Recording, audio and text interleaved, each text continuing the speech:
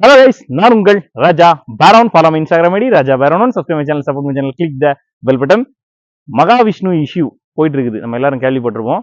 நானும் அவருடைய வீடியோஸ், அந்த இஷ்யூ ரொம்ப சீரியஸ் ஆனதுக்கு அப்புறம் அந்த அவருடைய வீடியோ ஸ்பீச் எல்லாம் கேட்டேன். இப்போ அவர் வந்து எப்படி சொல்லதுன்னே தெரியல. ஆன்மீக சொற்பொழிவாளர்னு சொல்ல முடியாது. ஏன்னா அவர் ஆன்மீகம் பேசுற அளவுக்கு பக்குவப்பட்டிருக்கிறாரான்னு இல்லை, எனக்கு தெரியல. எனக்கு தெரிஞ்சு இல்லை. சமய சொற்பொழிவாளரா அப்படின்னு கேட்டா அவர் சமயம் மட்டும் சொல்லவில்லை, சமயத்தை மட்டும் போதிக்கிற ஒரு போதனையாளர் மாதிரி தெரியல.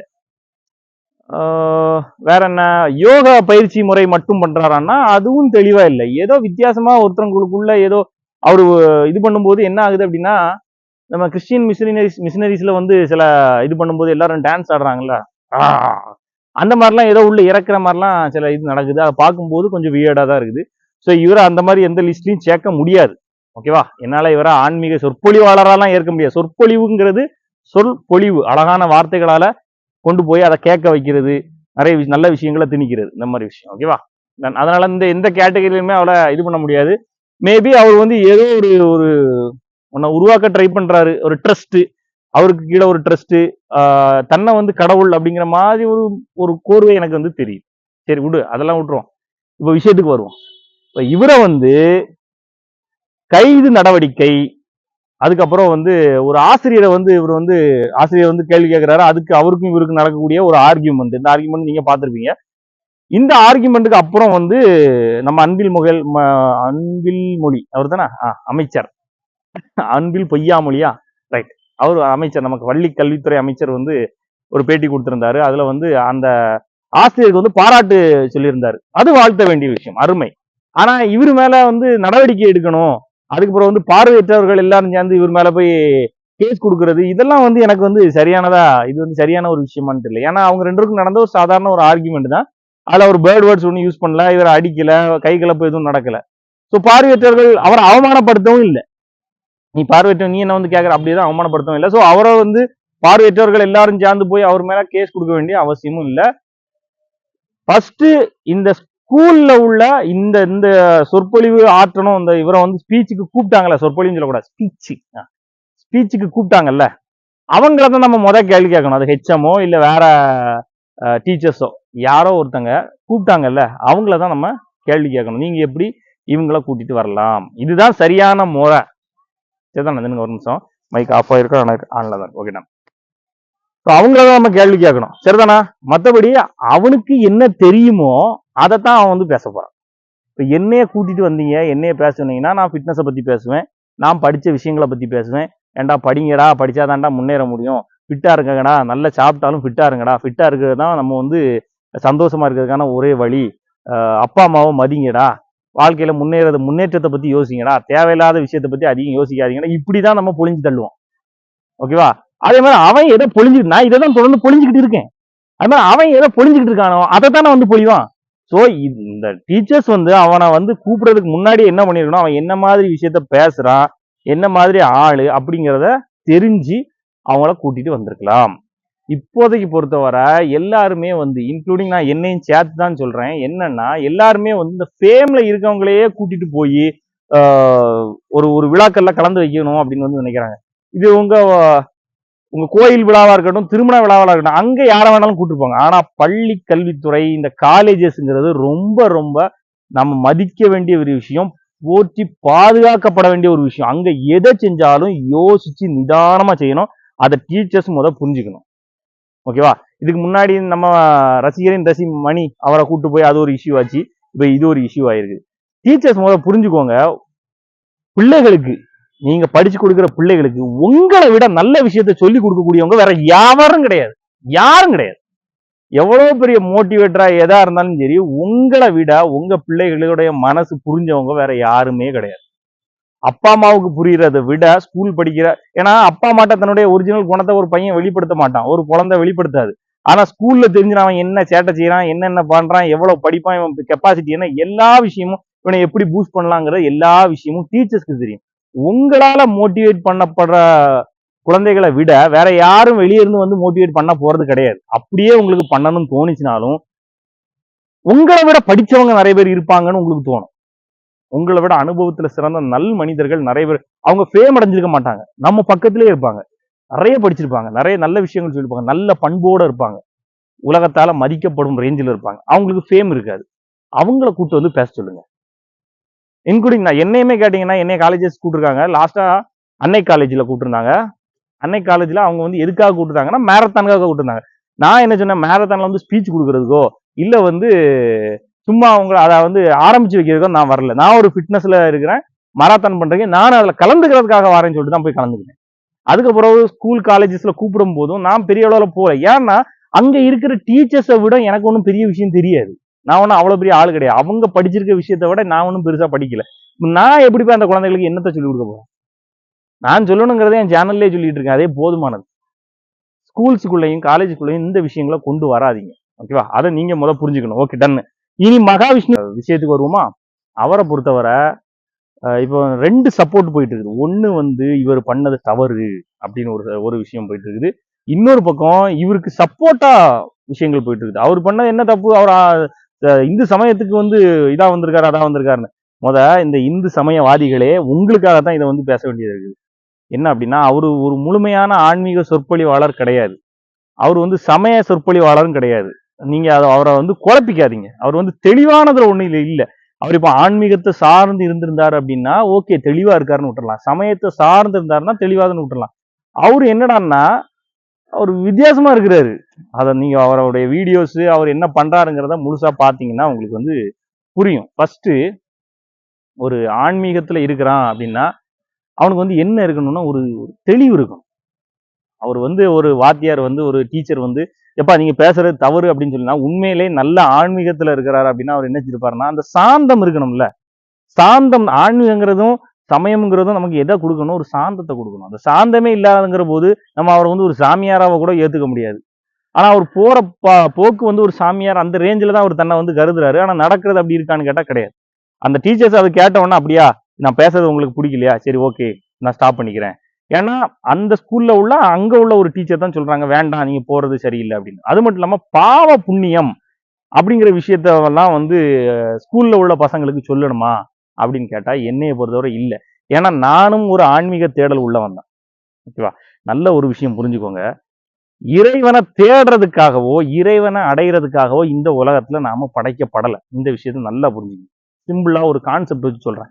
நம்ம ஏற்கனவே பேட்லாஸுக்கு ஒரு பைக்கை வச்சு ஒரு கான்செப்ட் சொன்னோம்ல, அதே மாதிரி இப்போ உன்னுடைய தந்தை இருக்கிறாரு, நம்ம அப்பா இல்ல அம்மா, ஓகேவா? அவங்க வந்து நம்மளோட ஸ்கூலுக்கு கொண்டு விடுறாங்க. எதுக்கு விடுறாங்க? படிக்கிறதுக்காக விடுறாங்க. நீ அங்க இருந்துட்டு எம்மா எம்மா எம்மா எப்பா எப்பா எப்பான்னு அழுதுகிட்டு இருந்தாலோ இல்ல நான் எங்க அப்பாட்ட போனோம் எங்க அம்மாட்ட போனோம் எங்க அப்பாட்ட போனோம் எங்க அம்மாட்ட போனோம் அழுதுகிட்டு இருந்தாலோ அதை உங்க அப்பா அம்மா சந்தோஷமா எடுத்துப்பாங்களா இல்ல அது சரியானதா? Same concept. இந்த உலகில் படைக்கப்பட்ட ஜீவன்களாகிய நாமளும் எங்க இருந்து வந்தவங்க தான்? இறைவன் இருந்து வந்தவங்க தான். அவர் நம்மள ஒரு ஒரு உயிரினமா இந்த உலகத்துல படைச்சிருக்கிறது எதுக்கு? இந்த உலக வாழ்க்கையை நீ வந்து அனுபவிக்கிறது. இங்க உனக்குன்னு ஒரு கடமை கொடுக்கப்பட்டிருக்கு. நீ ஒரு டாக்டரா உன்னுடைய தொழிலை கரெக்டா பாரு. உனக்கு எவ்வளவு அறிவு கொடுத்துருங்க. ஒரு சயின்டிஸ்டா உன்னுடைய தொழிலை கரெக்டா பாரு. நான் இருக்கிறேன், அப்பா அம்மாவை நினைச்சுக்கோ. ஆனா உன் வேலை என்ன? நான் என்ன கொடுத்துருக்கணும் அதை பாரு. படிக்க அனுப்பிச்சுக்கனா படி.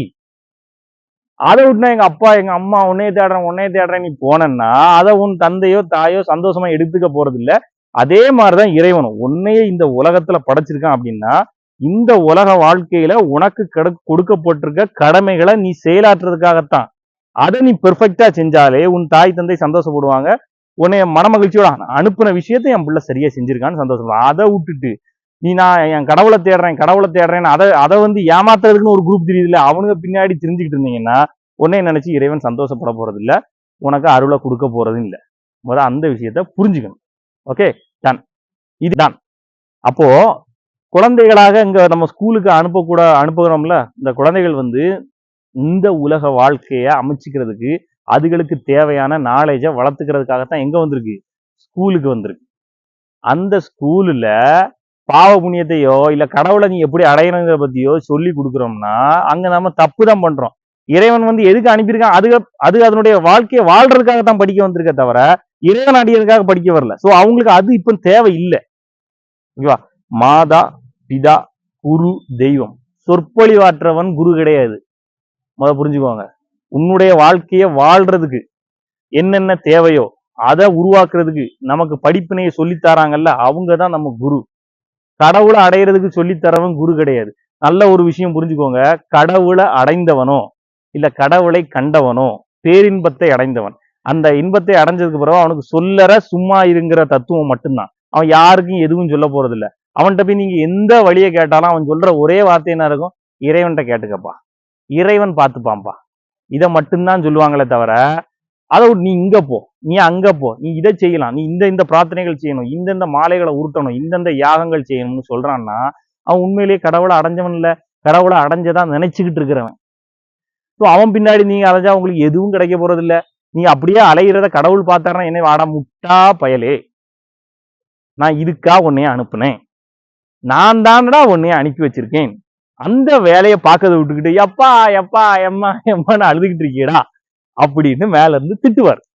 ஓகேவா? பாவ புண்ணியங்கள் அப்படிங்கிறது தன்னஞ்செறிவது பொய்யற்க கண்ணுங்களா.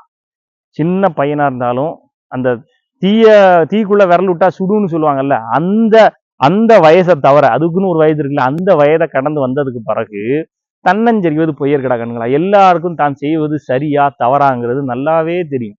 யாருக்குமே தெரிய போறதா இல்லை, தெரியாம இல்லை, எல்லாருக்குமே தெரியும். ஓகேவா? அதனால எது சரியோ அதை செய்யணும், சரியில்லாததை செய்ய வேண்டாம். இதையும் போதிக்கிறதுக்கு யார் இருக்காங்க? நம்ம டீச்சர்ஸ் இருக்காங்க. அவங்க அதெல்லாம் சொல்லி கொடுப்பாங்க. ஆல்ரெடி பாடங்கள்ல எல்லாமே இருக்குது. பாடங்கள் தான். கற்பவை கற்றப்பன் நிற்க அதற்கு தக. அதே முதர்ந்து வர மாட்டேங்குதா? சரி, ஓகே, டன். தெரியுங்களா அந்த குரல்? கற்க கசடர கற்பவை கற்றப்பன் நிற்க அதற்கு தக.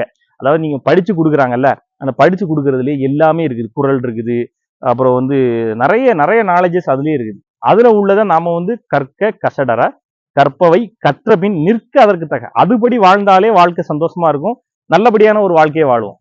அதை விட்டு நம்ம ஆன்மீக தேடலை நோக்கி போக வேண்டிய அவசியம் இல்லை. ஓகேவா? இது யாருக்காக நான் சொல்றேன் அப்படின்னா, இப்ப மகாவிஷ்ணு வந்து எங்க சமயத்துக்கு சார்ந்தவர், அவரை நீங்க வந்து குறை சொல்றத நாங்க வந்து எதிர்க்கிறோம்னு ஒரு பார்ட்டிஸ் இருக்கிறாங்கல்ல, அவங்களுக்காக சொல்றேன். ஓகேவா? இவங்களுக்கும் சொல்லிட்டேன், இது வந்து கேஸ் போட்டு உள்ள தள்ளுற வேண்டிய அவசியம் கிடையாது. ஒண்ணு, அட் த சேம் டைம் இது வந்து ப்ரொமோட் பண்ற விஷயமும் கிடையாது. ஓகே, சிம்பிளா சொல்லிட்டேன். இறைவனை தேடி யாரும் ஓடாதீங்க. உங்களுக்கு கொடுக்கப்பட்டிருக்க கடமையை மட்டும் நீங்க செய்யுங்க, ஒழுங்கா செய்யுங்க. இறைவன் உங்க கூடயே இருப்பார், நம்ம கூடயே இருப்பார். இறைவனை அடைஞ்சவன் அந்த விஷயத்த சொல்ல மறந்துட்டுனா, இறைவனை அடைஞ்சவனுக்கு அமைதியா இருக்கிற மட்டும்தான். அவன் சொல்லவே மாட்டான், அவன் வழிகாட்டவும் மாட்டான். இதுக்கு நம்ம உதாரணமா நம்ம எடுத்துக்கலாம். புத்த பிரான்ல இருந்து இப்போ யோக பயிற்சியிலுமே நான் அப்படிதான் சொல்லுவேன். யோக பயிற்சிங்கிறது நிறைய பேர் இன்னைக்கு அதுக்காக எக்கச்சக்கமான கிளாஸஸ் எல்லாம் ஆரம்பிச்சு வச்சிருக்காங்க. நான் அதை அக்செப்ட் பண்ணவே மாட்டேன். யோகத்தை கத்துக்கிட்டவங்க எல்லாம் வந்து பதஞ்சலி முனிவரை ஒரு இதா சொல்லுவாங்க. ஆக்சுவலா யோகம்ங்கிறது கத்து கொடுக்கப்பட்டு வந்தது இல்லை, அது இயற்கையா வர்றது. புத்தர் வந்து யோகத்துல உட்கார்ந்தா ஞானம் அடைஞ்சாரு. அவருக்கு யாரும் சொல்லியா கொடுத்தாங்க யோகத்தை? இதே மாதிரி எத்தனையோ பேர். ஓகேவா? யோகம்ங்கிறது நமக்கு நாமே உருவாகிறது, நம்மளை நாமளே அமைதிப்படுது. அருணகிரிநாதருக்கு வந்து சொல்லியா கொடுத்தாங்க? சொல்லற சும்மா இருன்னு முருகன் சொல்லிட்டு போயிட்டாரு. அப்படியே உட்கார்ந்தாரு, யோகத்தை அடைஞ்சாரு, ஞானத்தை அடைஞ்சாரு. அப்படிதான். இன்னொன்னு, இந்த உலகத்துல எல்லாருமே ஞானத்தை அடைவதற்கும் இறைவன் அடைவதற்குமாக பிறக்கப்படிக்கப்படவில்லை. ஓகேவா? சில பேர் மட்டும் இறைவன் இருக்கிறாங்கிற நம்ப வைக்கிறதுக்காக, அந்த முழுமையான ஞானத்தை அடைகிறதுக்காக படைக்கப்பட்டவர்கள், செலக்டட் ஒன். எல்லாரும் அதுக்கானவன் கிடையாது. இது ஆசை. அவனை மாதிரி நானும் அடைஞ்சிடணும், அவனை மாதிரி நானும். ஆனா மத்த ஆசையெல்லாம் விட மாட்டாங்க. புத்தர் வந்து பெரிய பெரிய மாட மாளிகைகளையும் கூட கோபுரங்களையும் விட்டுட்டு வந்தாரு. விடுவானா இவன்? யோகத்துல உட்காந்து என்ன கேட்பான்னு நினைக்கிறீங்க? எப்பா எனக்கு 1.5 கோடி ரூபாய் பணம் வந்துடணும், எப்பா எனக்கு அவ்வளவு படிப்பு வந்துடணும், எனக்கு இது வந்துடணும், அது வந்துடணும்னு கேட்பான். எனக்கு எதுவுமே வேண்டாம் ஐயா, நீ மட்டும் போதுன்னு எவனா கேட்க போறானா? கேட்க போறதில்ல. அப்புறம் என்னத்துக்கு அதை நோக்கி ஓடுறீங்க? ஒண்ணு, இறைவனை நோக்கி ஓடுறதா இருந்தா எல்லாத்தையும் விட்டுற வேண்டியதான். சொந்த பந்தம், சுக போகம் எல்லாத்தையும் விட்டுட்டு போயிட வேண்டியதான். அப்படி போறதா இருந்தா இறைவனை நோக்கி போகலாம். அவரே சொல்லுவாரு, சரி உனக்கு ஒண்ணுமே வேண்டாமா, படிப்பே வேண்டாமா, மக்களே வா என் பக்கத்துல வந்து உட்கார்ந்துக்கோ அப்படின்னு சொல்லுவாரு தகப்பன் சொல்றது. அப்படி இல்ல, எனக்கு இதுவும் வேணும் அதுவும் வேணும்னா டென்ஷன் ஆயிரும். ஏன்டா என்னடா நீ, நான் வந்து உன் பக்கத்துலயே உட்கார முடியுமா? நான் படிக்கிற நேரத்துலயும் நீ வேலை செய்யற நேரத்துலயும் அப்படி ஒவ்வொருத்தர் பக்கத்துலயே உட்கார முடியுமான்னு கேட்பான். சொல்ற கான்செப்ட் புரிஞ்சிருக்குன்னு நினைக்கிறேன். காமெடியா சொன்னாலும் இதுதான் ரியல். ஓகேவா? அதை புரிஞ்சுக்கோங்க. ஸோ இறைவனை நோக்கி ஓடுறதை விட்டுட்டு உன் செய்யும் தொழிலே தெய்வம்னு நம்ம ஆட்கள் சொல்லியிருக்காங்க தெரியுமா? அதுக்கு அர்த்தம் இதுதான். நீ உன் வேலையை மட்டும் கரெக்டா செய்யலாம். வேலையை வந்து உன் மனசாட்சி பிரகாரம் நீ கரெக்டா செஞ்சு வந்தனாலே நீ இறைவனை ஈஸியா உன் மனசு நிம்மதியா இருக்கும், இறைவன் உன் கூடயே இருக்கதான் நீ உணர்வ. நீ உனக்கு கொடுக்கப்பட்ட வேலையை செய்யாத போதுதான் உனக்கு என்ன ஆகுது, ஒரு ஒரு டென்ஷனு, ஒரு இரிட்டேஷனு, ப்ரெஷர், இந்த மாதிரி பிரச்சனைகள் எல்லாமே வருது. உன் தொழிலை நீ கிளியரா உன் மனசாட்சிப்படி செஞ்சுட்டு இருந்தனா மன நிம்மதி உன் கூட இருக்கும். மன நிம்மதி இருக்கும்போது இறைவனை நினைச்ச உடனே உன் கண்ணுக்குள்ள பார்க்க முடியும். அவ்வளவுதான். நம்ம போய் சேர வேண்டிய நேரத்துல அவர்கிட்ட நாமளே போய் சேர்ந்துருவோம். அதை விட்டுட்டு ஹரே ராமா ஹரே கிருஷ்ணான்ட்டு இந்த மாலையும் உருட்டிக்கிட்டு ஒவ்வொரு குருக்கு பின்னாடியும் சுத்திட்டு தெரியாங்க. எல்லாம் கள்ள பயிலுங்க. அவனுக்கு ஒன்றும் தெரியாது. எல்லாம் அவனுங்களே தெரிஞ்சது மாதிரி சொல்லிட்டு திரிவானுங்க. கண்டவன் சொல்ல போவதில்லை, சொல்பவன் இருப்பதே இல்லை. ஓகேவா? இதுதான் தத்துவம். இறைவன் என்பது பேரின்பம். அதை அடைஞ்ச பிறகு அவனுக்கு வாய் பேய் எதுவும் திறக்காது, வாய் எதுவுமே திறக்காது. அவன் பாட்டுக்கு இருப்பான், எல்லாத்தையும் விட்டுருவான், எல்லாத்தையும் விட்டுருவான். சித்தர்கள்லாம் இருக்காங்கல்ல, அந்த மாதிரி அவங்க நம்ம கூடயே இருக்க போறது இல்லை. இறைவனை உனக்கு காட்டுறேன்னு உனக்கு நிறைய விஷயங்களை சொல்றான் பாரு, அது உண்மையே கிடையாது. அதை புரிஞ்சுக்கோங்க. நீங்க நிறைய பேர் அந்த மாதிரி விஷயங்களை நோக்கி ஓடிக்கிட்டு அவங்கள்ட்ட கொண்டு அவங்க என்ன பண்றாங்கன்னு நினைக்கிறீங்க? இதை கரெக்டா சொல்லி முடிக்கும் போது இதை சொல்லி முடிக்கணும்ல. அவங்க என்ன பண்றாங்க, உங்கள்ட்ட இருந்து உருவுறாங்க காசை. 1 கோடி பேர் முட்டா பயிர்வா சாமியை காட்டுறேன்னு சொன்னோன்னா ஐயான்னு போய் நின்னா 1 கோடி பேர்ட்ட 1 ரூபா வாங்கினா போது அவனுக்கு 1 கோடி ரூபா வந்து. வா சூப்பர், என்ன ஒரு அருமையான பிசினஸ். கடவுளுங்கிற பேரை வச்சு இன்னைக்கு பிசினஸ் தான் நடந்துட்டு இருக்க தவிர எவனும் உங்களுக்கு கடவுளை காட்ட போறது இல்லை. கடவுள் காட்டுறேங்கிற பேர்ல ஒரு மாயையை உங்களுக்கு கிரியேட் பண்ணிட்டு இருக்க போறான். நீங்களும் நம்பி அதுக்குள்ளேயே கிடக்க போறீங்க. ஆனா இன்னொரு விஷயம், நம்ம இவ்வளவு பேசி எவனும் மாற போறது இல்லை. மறுபடியும் அங்கதான் போய் இருப்ப போறான். இந்த சாமியார் கெட்டு போயிட்டான், நித்யானந்தா ரஞ்சிதா கூட போயிட்டாரு அப்படின்னா அடுத்தது அப்போ சத்குரு சூப்பர், அவரு ஏதா பண்றாரா, ஐயா இவரு சரியில்லை. அப்ப இவ்வளவு நாள் அவர் நம்பி ஐயா ஐயான்னு கிடந்தீங்களா, அது என்ன கணக்கு? அவர் பல அற்புதங்கள் சொன்னாருங்களா, அது என்ன கணக்கு? மனிதன் மனிதன் தான், மிருகம் மிருகன் தான், இறைவன் இறைவன் தான். அவனை நீ அடையணும்னு நினைச்சிட்டு ஓடாத. வர்ற நேரத்துல அவனே உன்னை வந்து கூட்டு போவான். இந்த டைலாக் கூட சொல்லுவாங்கல்ல, நம்ம சபரிமலைக்கு இந்த மாதிரிலாம் போகும்போது அவர் கூப்பிடாம நீ போக முடியாது அப்படிங்கிற மாதிரி ஒரு இது சொல்லுவாங்க. அதேதான், அவனா நினைச்சு உன்னை கூப்பிடாம நீயா முக்கி ஒன்றும் நடக்க போறது கிடையாது. அதனால கடவுள்னு ஓடுற விட்டு உன் கடமையை செய் சந்தோஷமா இருப்ப. கடமையை கரெக்டா செய் சந்தோஷமா இருப்ப. உன் கடமையை மனசாட்சிப்படி செய் சந்தோஷமா இருப்ப. யாருக்கும் ஹெல்ப் பண்ணதுக்கு முடியும்னா ஹெல்ப் பண்ணு. ஹெல்ப் பண்ண முடியலையா யாருக்கும் உபத்திரவம் பண்ணாத. அவ்வளவுதான். ஒரு நாளைக்கு எவ்வளவு முடியுமோ அவ்வளவு சிரிச்சு பேசுறதுக்கு ட்ரை பண்ணு. இங்க உள்ள உள்ள சிரிக்கிறதுக்கே கஷ்டப்படுறான். ஆனா சாமியை பார்த்துடணும். இங்க நான் ஒரு விஷயம் நிறைய இடத்துல கவனிச்சிருக்கேன். என்ன அப்படின்னா, கடவுளை காண்றோம்னு சொல்லிட்டு நிறைய கோயிலா சுத்துவான் பாத்துருங்க. அவன்கிட்ட போய் அண்ணே வணக்கம் அப்படின்னு சொன்னா, வணக்கம் வச்சுட்டு போங்க, தொடாதீங்க, அடா முட்டா பையல உருப்படியா நீ, உன்னை கடவுளே பக்கத்துல சேர்க்க மாட்டானா, தீண்டாதே, தள்ளி போடா, நீ அன்னைக்கு நான் படைச்ச படைப்பு, உன்னுடைய உறவா நான் படைச்சது, என்னுடைய உயிரா நான் படைச்சது, அவனே நீ தள்ளி வச்சவன் தானே, உன்னை நான் எப்படி உன்னைய வந்து ஏத்துக்க முடியும், நீ நல்ல பிள்ளை இல்ல கெட்ட பிள்ளைடா அப்படின்னு சொல்லி தன் தகப்பனே ஏசுவான். ஓகேவா? உன்னை கூட உள்ள எல்லா உயிர்களையுமே உறவுகளா பாரு. அதையே உன்னால பார்க்க முடியாம நான் கடவுள் கூட இணைய போறேன்னா நீ இந்த உலகத்துல இருந்து என்னத்துக்கு, என்ன சாதிக்க போற? நிதர்சனத்தை புரிஞ்சுக்கோங்க. உன் கண்ணை துறந்து உலகத்தை பாரு. இறைவன் இங்கத்தான் இருக்கான், வேற எங்கேயும் இல்லை. வானத்திலேயோ மலைக்குள்ளேயோ பெரும் பெரும் சிலைகளுக்குள்ளேயே இல்லை. கண்ணை திறந்து உலகத்துல பாரு. இந்த உலகத்துல எல்லா இடத்துலயும் இருக்கிறான். உன் எதிரில் நிக்கிற ஆட்கள் கூட இருக்கிறான். ஒரு குழந்தைக்கு முகத்துல இருக்கிறான். உன்னை பார்த்து சிரிக்கிற இன்னொரு பர்சனுக்கு முகத்துல இருக்கிறான். உனக்கு டெலிவரி பண்ண வராமல ஒரு டெலிவரி பாய் அவன்கிட்ட இருக்கிறான். உன்னால அவனை சந்தோஷம் பண்ண முடியுமா? அவன்கிட்ட சிரிச்சு பேச முடியுமா? முடிஞ்ச அளவுக்கு உன் முகத்தை புன்முகத்தோட வச்சு 4 பேர்கிட்ட பேசுறதுக்கு ட்ரை பண்ணு. யாராவது பேசினா அதுக்கு வந்து சிரிச்சு ஒரு பதில் கொடுக்க ட்ரை பண்ணு. டென்ஷன் எல்லாருக்கும் வரதான் செய்யும், இன்க்ளூடிங் மீ ஆல்சோ. சில நேரம் டென்ஷனா இருப்போம், எவனா வந்து பேச அப்படித்தான் குலைப்பான், அதெல்லாம் இருக்குதான் செய்யும். ஆனா முடிஞ்ச அளவுக்கு உன்னை வந்து சந்தோஷமா வச்சு 4 பேர்கிட்ட சிரிச்சு பேச ட்ரை பண்ணு. உன்னைய உயர்ந்தவன், இந்த உலகத்துல உயர்ந்தவன் தாழ்ந்தவன் எவனுமே கிடையாது. எல்லாரும் அவனுக்கு கீழே தான். ஓகே, நான் இறை பக்தி உள்ளவன் தான்ப்பா, இல்லைன்னு நான் சொல்லவே இல்லை. இறை பக்தி உள்ளவன் தான். ஆனா இறை பக்திங்கிற பேர்ல இங்க அந்த டீச்சர் வந்து சொன்னார்ல, நீங்க முட்டாள்தனத்தை விதைக்கிறீர்கள், அது சரிதான். அவன் முட்டாள்தனத்தை தான் அந்த இடத்துல விதைக்கிறதுக்கு ட்ரை பண்ணாரு, அதுதான் உண்மை. ஓகேவா? ஞானத்தை உணர்ந்தவன் கிடையாது. அந்த அளவுக்கு அந்த மனுஷனுக்கு வந்து பக்குவமும் இல்லை. ஸோ அவரு வந்து உருவாக்குறது ஸ்பீச். ஏன்னா குழந்தைகளுக்கு மனசுல பதிய வைக்கப்படக்கூடிய விஷயம் வந்து பசுமரத்தை ஆணி போல பதிஞ்சுன்னா பசக்குன்னு உள்ள போயிடும். கொஞ்சம் ட்ரை ஆயிட்டுனா வெளியே வராது. அந்த மாதிரி அப்ப நீ அவன் மனசுல விதைக்கிற விஷயம் என்னது? ஒரு தவறான விஷயத்த விதைக்கிறேன்னா அதை உடனே அப்சர்வ் பண்ணிடும், இதுதான் சரி போல. அப்படி நம்ப வைக்காத. முட்டாள்தனமான ஒரு சமுதாயத்தை நம்ம உருவாக்க கூடாது. அறிவு சார்ந்த சமூகத்தை உருவாக்கணும். சொல்லிக் கொடு, கடவுள் இருக்காரு, உன் கடமையை செய்யி. உன் தாய் தகப்பன் தான் உன்னுடைய ஒரிஜினல் கடவுள்னு விதையான், அதையே அவனும் விதைக்க மாட்டேங்கான். தாய் தகப்பனை மதிக்கிறதுக்கு ஒரு பயிலும் சொல்லி கொடுக்க மாட்டேங்கான். உண்மையை சொன்னா, நீ கடவுளை டெய்லி கோயில்ல போய் இப்படி வேண்டிட்டு போறல, அந்த மண்ணாங்கட்டிக்கு பதிலா உன் தாய் தந்தையை டெய்லி வணங்கிட்டு போடா, உன் வாழ்க்கையில பெரிய பெரிய விஷயங்களை நீ சாதிப்ப. நான் சொல்றேன், உன் தாய் தந்தை உனக்கு கொடுக்குற ஆசீர்வாதத்தை விட அந்த உலகத்துல யாரும் உனக்கு அந்த ஆசீர்வாதத்தை கொடுக்க முடியாது. உன் தாய் தந்தையை வணங்கி பாரு, நீ சாதிக்கணும்னு நினைக்கிற எல்லா விஷயத்தையும் உன்னால சாதிக்க முடியும். அவங்கதான் உண்மையான நம்ம கடவுள். அவங்கள வணங்கு. நமக்கு மேல உள்ள கடவுள் நம்மளை பார்ப்பான், சரி என் பிள்ளை சரியான விஷயத்த செஞ்சுட்டு இருக்கான், நல்லா போயிட்டு இருக்கான், அவனை நம்ம நல்லா வழி நடத்துவோம். கஷ்டங்கள் எல்லாருக்கும் வரதான்டா செய்யும். ஏன்னா இந்த உலக வாழ்க்கை அந்த மாதிரி. இங்க உள்ள எல்லா விஷயத்தையும் நம்ம அனுபவிக்க தான் செய்யணும். கஷ்டம் நஷ்டம் எல்லாத்தையும் அனுபவிக்க தான் செய்யணும். ஸோ அதை நோக்கி பயந்துக்கிட்டு கடவுளே கடவுளே கடவுளேன்னு ஓடாது. அங்க போய் நீ என்ன கேட்க போற? பிச்சை தான் கேட்க போற.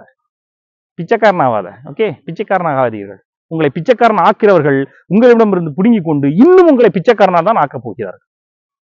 Okay, okay done. பிடிச்சிருந்தா எடுத்துக்கோங்க, சொல்ல வேண்டியது சொல்லிட்டேன். பிடிச்சிருந்தா எடுத்துக்கோங்க, இல்ல பிடிச்சதை எடுத்துக்கோங்க. நான் உங்கள் ராஜா தரம்.